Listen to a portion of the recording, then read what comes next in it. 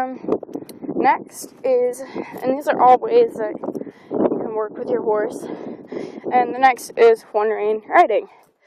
It really helps because you can't confuse your horse at all. I guess you can, but it's harder to confuse your horse. So I'm going to see, I can only pull one way.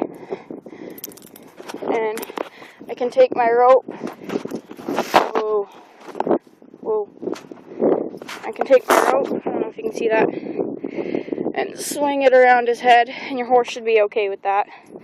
This is really kind of a long rope, and then ask him to go this way, or you can just keep turning in a complete circle. So, this works pretty well. You see, he even gets the idea if it's on his face. She don't care. There we go. Much better. So, and just swinging this back and forth. Sorry, Chuck. It's kind of stuck on his head. Here. I need a shorter rope. Or a shorter necked horse. That would work too. Okay, so we're going to do it. So that way. Darn it! It keeps getting stuck on his nose. Now it's on his ear. There. So we're going to turn into the fence, which is something you can practice with your horse. Okay, now it's all jumbled up. Doesn't work best with clips. Works better with a rope halter, but I can't get the rope halter on, so I'm going to untangle this quick, because it's caught on there. There we go, much better. So we're going to turn into the fence, which is something he needs to work on. Yeah, good boy. And then just release pressure. He turned, you release pressure. Yes? I don't know. We'll see. Okay? I don't know. Whoa. You have to smell my hand. What are you trying, buddy? Oh, tired, aren't you? You cold? Ah, you can't squish my hand. Squish my hand. Let's go, Chuck. Come on. Nope, he's like, I'm staying back here. Come on, Chuck. Whoa. I'm having you walk around with me. Like this. Not if I go like this. Let's go around the other way, Chuck. What?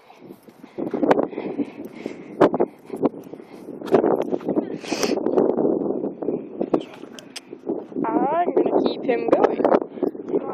And that's a good thing to practice, is like people, I say that's also a good thing to practice, people trying to touch your horse. And having your horse want to listen to you more than they want to listen to the people. No, other way. Come here, Chuck. Come here, Chuck. And just having Good. other people be around them. And when they have a rider on them, they listen to the rider. Okay, so next, I don't have to woo. And wowing should be pretty good. When I direct, or at least with one-rein riding, I try to be as clear as possible when turning, because that will differentiate from a whoa. And that's something that, in past videos, working with your seat, telling them to stop with your seat and without using your reins, that's going to help you with one-rein riding also. So, whoa, you pull straight back and do your seat cues. So we're going to get him at a peppy walk.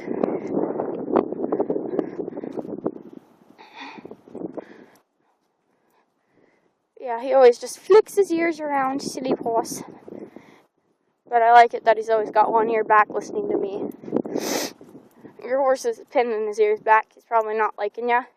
If he's just got his ears back, kind of like he does now, he's just listening to what's going on behind him. But there's a difference between ears being pinned back and just listening behind. Hey, I'll touch him in the side and he'll flick an ear back. Side, ear, ear. Let's watch him. Ear on cue. Now he's listening to me since I'm touching him. Let's go this way. And you can also kind of neck rein with that. So let's wait for him to flick both ears in another direction. Okay, so watch. Ear. Wait for him to flick forward. And I'm going to touch him, and he's going to flick back to me, wondering, what in the world do you want now? Outside. Outside, please. See, now he's kind of paying attention. He's got his right ear right now swiveling back and forth between me. Yeah, what am I doing, silly horse? No, keep going.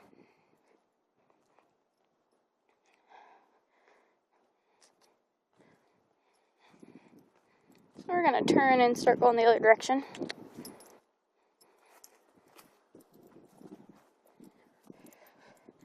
So I'll be quiet until we see if he'll do anything.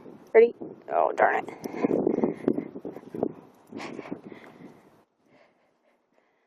And I'll just, no, over here. Wait for him. And I'll be quiet and say ear.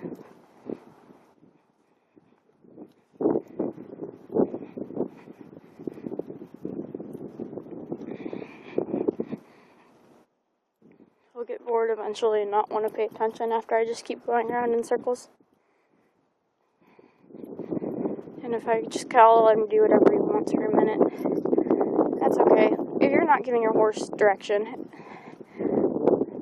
they're not going to die. So I'm just going to kind of let him do whatever. As long as he keeps moving, I'm happy.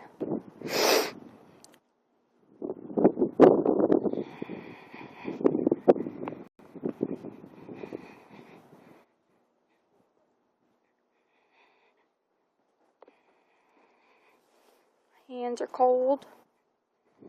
Okay, so I think he's pretty much just like on the ball today. He's just like, I want you to go this way, please. Oh, there's a plane. Okay, so keep going. Whoa, over back by the gate. So, like I said, if your horse is neck reined, you should be able to ride with a neck rope. Absolutely no problem. If your horse is truly neck reined. Even if they're not, it's a good thing to be able to know how to ride with a neck rope. If you have a piece of if you can ride it with a neck rope, if you have a piece of billing twine, you can ride your horse. That's all you would need. Yeah. So we're gonna put this back up on the fence.